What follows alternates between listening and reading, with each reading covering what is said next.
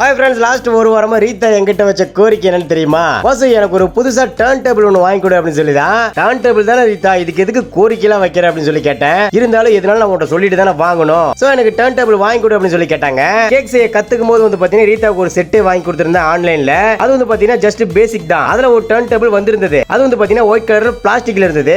அது வந்து பாத்தீங்கன்னா இப்போ கொஞ்சம் சுத்த மாட்டேங்குதுங்க.